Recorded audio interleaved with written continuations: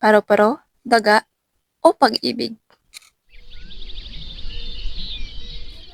Sa isang puno, may nakaupo, isang matapat na aso na nagngangalan Bruno. Si Bruno ay kilala sa kanyang katapatan at pagmamahal sa kanyang amo. Araw-araw, hinihintay niya ang kanyang amo na umuwi mula sa trabaho. Sa kabila, isang mapagmataas na pusa na nagngangalan Luna. Ang dahan-dahan naglakad patungo sa kanya. Kilala si Luna sa kanyang kagandahan at pagmamalaki. Bumaba ang tingin niya kay Bruno. Ano bang ginagawa mo dyan, Bruno? Ang tagal ng amo mo. Bakit hindi ka pa umalis? Hindi ka pa napagod sa kakahintay? Hindi ako papagod, Luna. Mahal ko ang aking amo at handa ako maghintay sa kanya kahit ano pakatagal. Tinawanan ni Luna si Bruno dahil sa katangahan nito.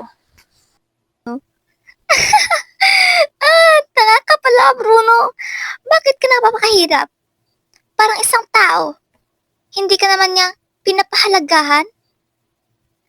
Mas mabuti pa kung ikaw ang mag-isip ng sarili mo. Umabol ka ng mga paru-paro, maghuli ng daga, o anumang bagay maliban dito.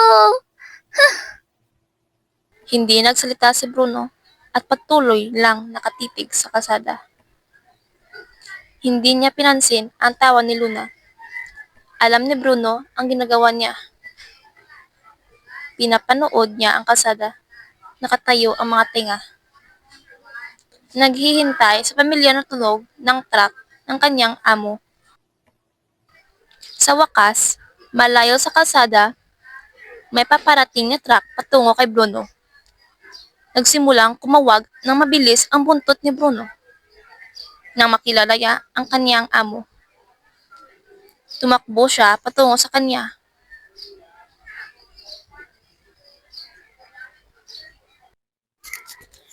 Pinapanood ito ni Luna.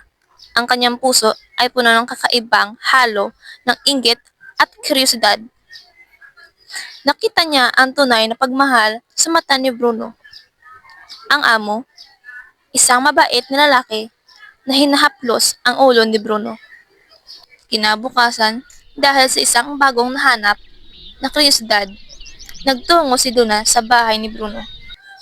Naabutan niya ito na naglalaro kasama ng kanyang amo. Isang masayang laro na tug-of-war sa isang lumang lubid. Ang tawanan ay nakakahawa at nakita ni Luna ang tunay na kaligayahan na nakapalibot kay Bruno.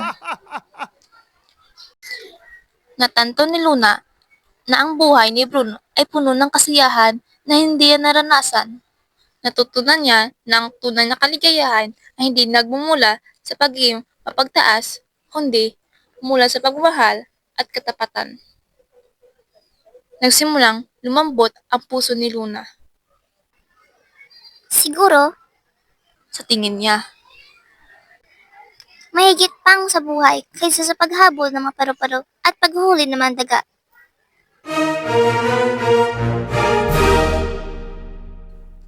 Ipinakita ng pabula na ang katapatan at pagmamahal ay mas mahalaga kaysa sa pagmamalaki. Ang tunay na sukat ng kaligayahan ay hindi matatagpuan sa panlabas na anyo, kundi sa lalim ng ating mga koneksyon at sa katapatan ng ating mga puso.